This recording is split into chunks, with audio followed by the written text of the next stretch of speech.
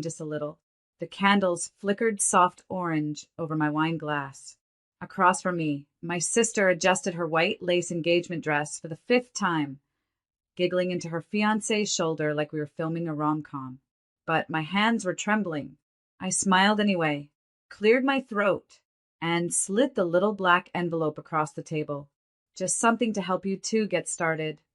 My mom gasped. My dad finally looked up from his phone. Even my brother paused mid-bite.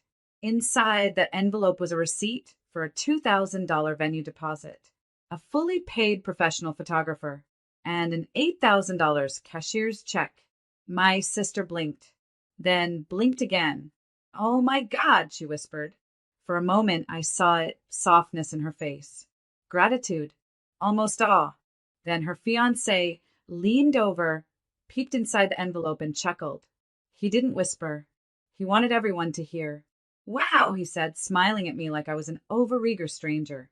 "She's really trying to matter again." My sister laughed. Not a fake, nervous laugh. A real one, sharp and shared, like an inside joke I didn't get. My mom giggled behind her hand. And that was when I felt it. Something split down the center of me. Clean. Quiet.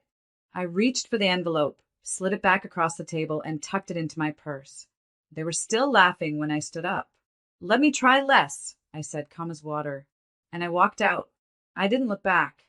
10 minutes later, the venue manager, whose number was still listed under my name, called my sister. He informed her that the booking was canceled. The deposit was non-refundable. The photographer texted her fiancé, "Per Aaron's request, your date is off my books." The bank transfer for rent bounced right back into my account. I had unlinked their address that morning. By the time they left the restaurant, they had no venue, no photographer, and no money. Just a growing sense of dread and 3 wine glasses left untouched. They thought they'd shamed me into silence. They thought they could humiliate me at their celebration, and I'd still sit there smiling, paying, performing. But they forgot something. I wasn't trying to matter. I was trying to be kind. And when kindness is met with cruelty, well, they wanted a performance. Instead, they got a warning. I was 11 when my mom first called me the reliable one. It was over something small, making dinner while she was late from work, watching my little sister so she could rest. But I remember the way she said it, like it was a compliment, like being responsible was some kind of crown. I wore it proudly for years. Straight A's, babysitting jobs, no parties, no dating until college. Always the one who picked up the slack when someone dropped the ball, which in my house was often. My sister, Natalie, she dropped them daily. Speeding tickets? I paid 3. Credit card debt? I covered it twice. Once without even telling her I did. Rent shortfalls? Constant. She'd cry, promise to get her life together, and my parents would say things like, "She's still figuring it out." Not everyone matures early like you, Aaron. That was the pattern. I was the plan B, the backup parent, the fixer. Natalie, on the other hand, she was the sunshine, the princess, the one they joked would marry rich and solve everything. Except she never married rich. She just dated guys who looked expensive, posted filtered photos, and borrowed from me when rent was due. There was one week. I just started a new job, hadn't even gotten my first paycheck yet, when she called sobbing because her power was about to be shut off. I drove an hour in a snowstorm to hand her cash. No thank you. No hug. Just, "Next time, please bring groceries too. I have nothing here." And I did. Next time and the next time and the next. It wasn't just her. My parents leaned into it too. They asked me to co-sign loans I didn't benefit from. Asked if they could temporarily list my house as a collateral asset when they refinanced their second mortgage. I said yes, because that's what the reliable one does. They don't ask why the house needs refinancing. They just show up, sign, pay, smile. I kept telling myself it was love, that they loved me, that they must, right? Because who lets someone give this much and doesn't love them back? Who lets their daughter sink herself in quiet debt just to hold the family together? But then came the engagement dinner, and the card, and the laughter, I watched Natalie laugh at me at the biggest, most generous gift I'd ever given, like I was a joke at my own table. I didn't matter. Not really. Not to her. Not to any of them. The gift wasn't proof of love. It was proof of my role. Because in their story, I wasn't a sister. I was just a service. I started noticing the way he looked at me. Not at me, really, through me. Like I was a number. A resource. A means to a very comfortable end. Tyler, my sister's fiance, was charming, sure. Good teeth, expensive watch, smile like a salesman. And he knew it. When I first met him, he said, "So you're the sister/sponsor?" I laughed awkwardly, thought it was just a weird joke. But then it kept happening. Little digs, always with a smile. "You must really love working, huh?" "Wow, another check? You trying to outshine the bride. You're like a third parent to Natalie, maybe even the richer one."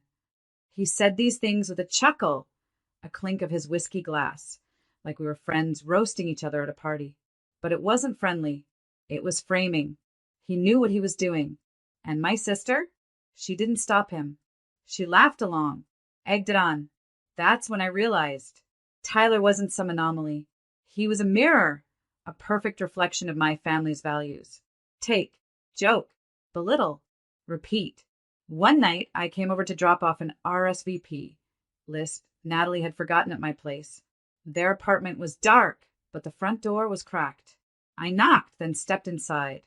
Tyler was on the phone, pacing in the kitchen. "No, man, I'm not worried. She's desperate to belong. Let her pay. She'll keep doing it. It makes her feel needed." Silence. Then he laughed.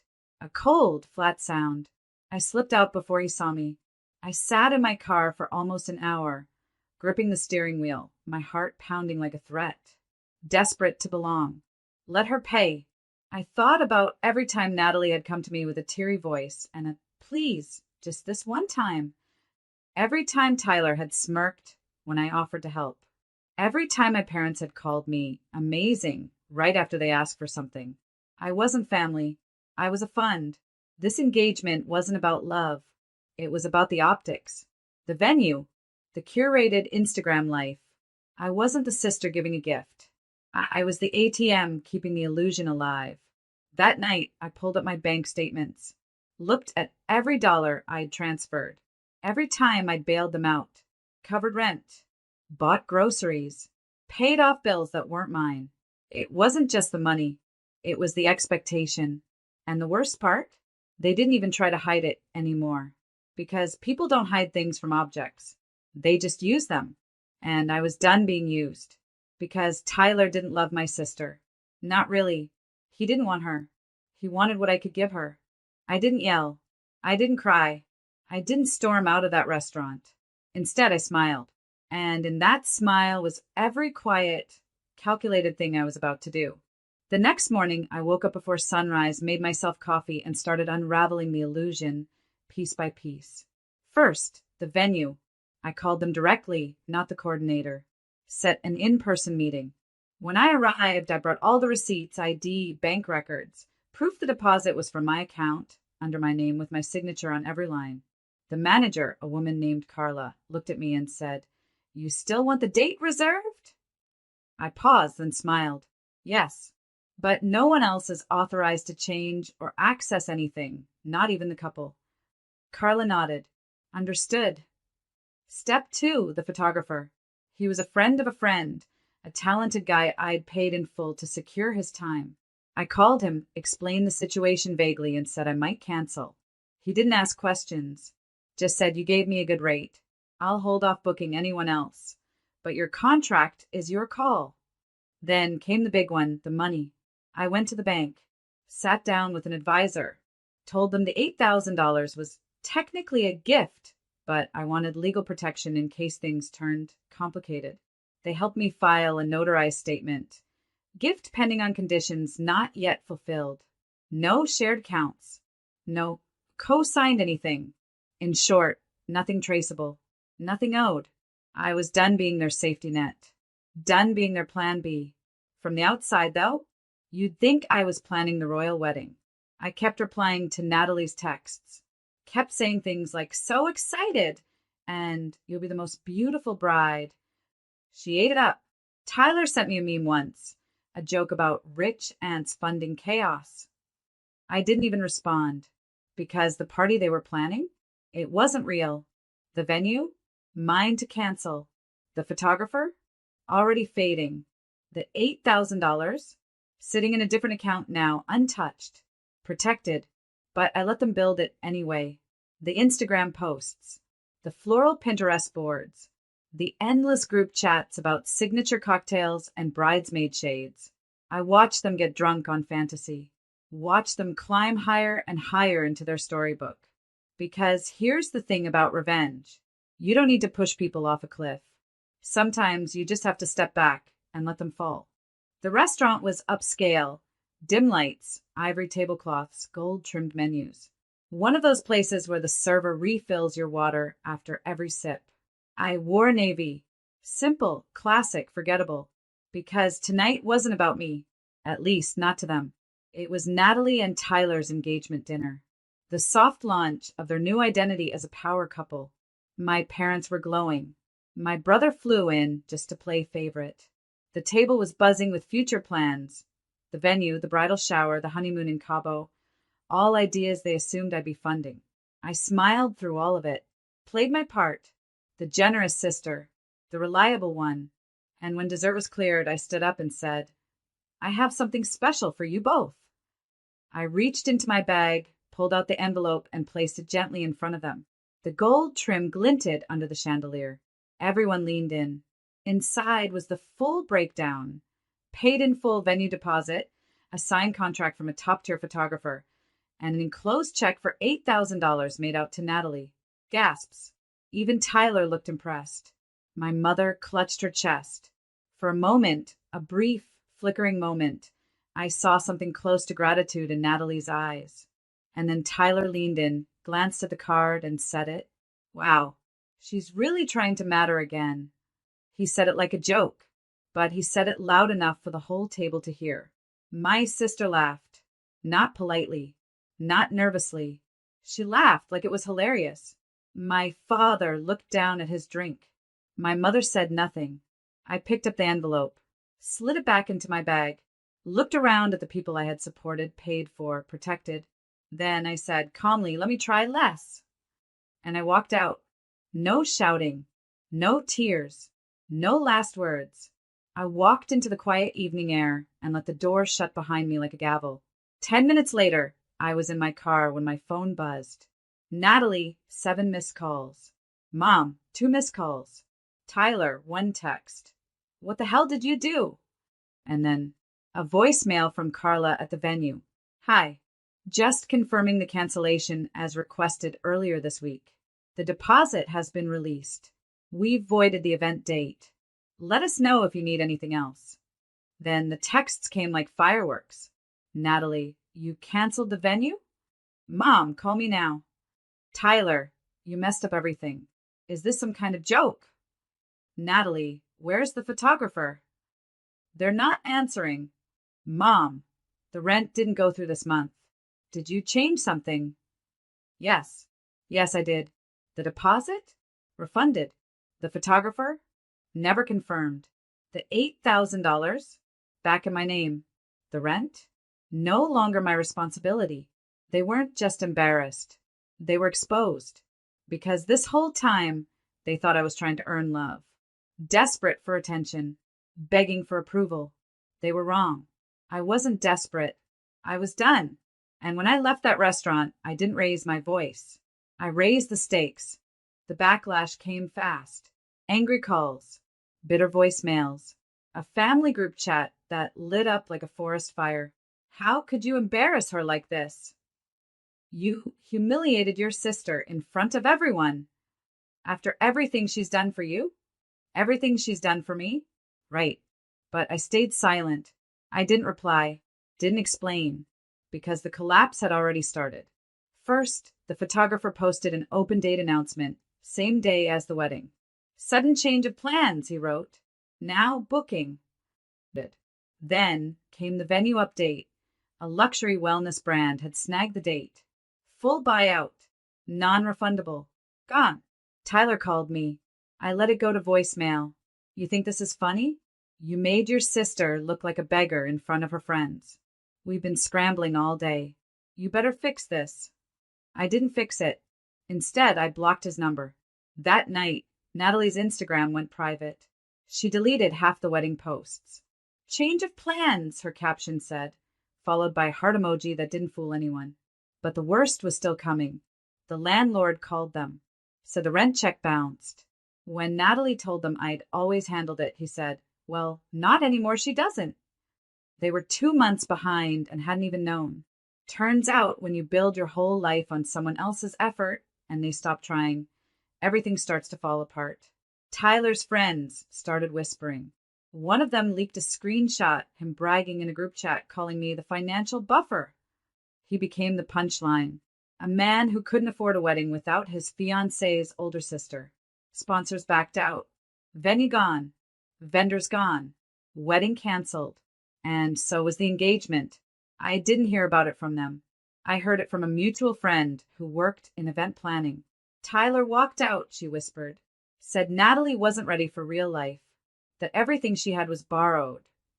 Natalie called me 3 days later. Voicemail. "You ruined everything. I was happy.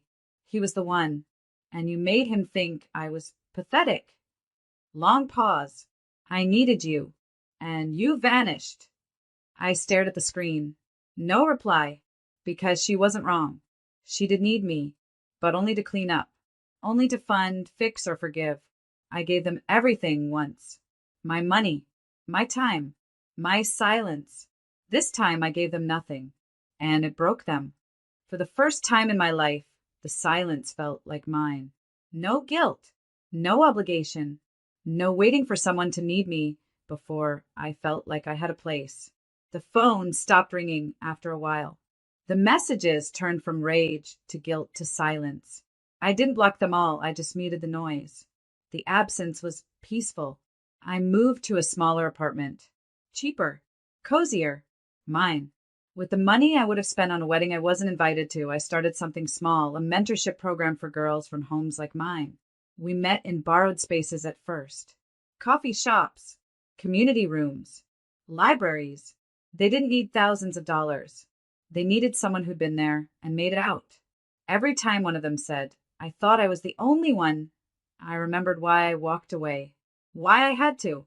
In between work and the mentorship, I started writing. Anonymously at first. A blog. Not Their Wallet, that was the name. It wasn't just about me. It was about the girls who were raised to be providers, therapists, housekeepers, anything but daughters. It was about the quiet grief of realizing your family only loved you for what you could give. It took off slowly, then quickly. People emailed. DMs poured in. Women from everywhere. "This is my story. How did you know?" You're putting into words what I've never been able to say. I kept writing. The blog gave me a voice. But more than that, it gave me proof. I wasn't crazy. I wasn't selfish. I wasn't bitter. I was just finally free. Free to say no. Free to not explain myself. Free to stop performing for applause I never got. I stopped overgiving. I set boundaries. If someone asked too much of me, I said, "That's not something I can do right now." And I didn't follow it with an apology. I stopped trying to be the good one. Stopped showing up to events I wasn't invited to. Stopped wondering if they missed me. Because I finally understood they didn't miss me. They missed what I did for them. And I was done mistaking that for love. Some nights, I reread the messages Natalie sent after everything fell apart. The ones where she said, "You left me when I needed you." But I didn't. I left when I needed me. I think that's the part that scared them most. Not that I said goodbye, but that I didn't look back. Because once you realize your worth isn't in what you offer, but in what you endured, there's no going back to smallness. No going back to silence. No going back to rooms where you have to bleed to be seen. And that's what this whole journey was. Not revenge for the sake of revenge, but release. A quiet, undeniable declaration. I matter to me, and I always will. A year passed like an exhale I didn't know I'd been holding. One quiet morning, a small white envelope landed in my mailbox, handwritten, gold-inked, with my full name spelled perfectly. It wasn't from Natalie. It was from a girl named Jada, one of the first I mentored. Inside was a wedding invitation. Simple, thoughtful, no expectation, just love. I wanted you there, she'd scribbled at the bottom. You taught me I didn't have to shrink to be chosen. I sat with that for a long time. Not the invitation itself, but the fact of it being remembered included not for what I could give, but for who I was. The week of Jada's wedding, I found myself near my old life, near the venue that once held my sister's dreams and my quiet destruction. I stopped outside, just for a moment. It was booked, lively, buzzing with music and laughter and something real. Not ours. Someone else's celebration. Someone else's joy. A part of me waited for the ache, but it didn't come.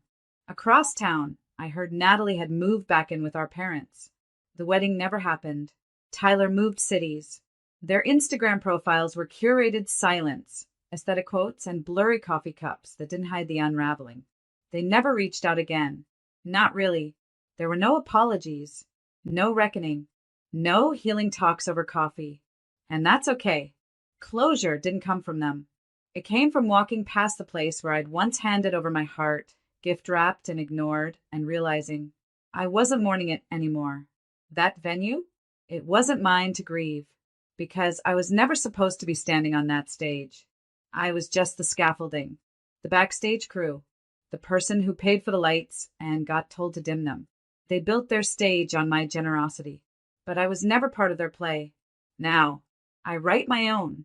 Every post I share, every girl I mentor, every dollar I spend on building something that gives back, not drains. I matter in rooms where I'm not invisible. I'm seen by people who don't smirk when I show love, who don't treat kindness like currency, who don't make me audition for belonging. And no, I don't sit at that table anymore. The one where love was conditional, where I had to keep serving just to be allowed to stay. I left the table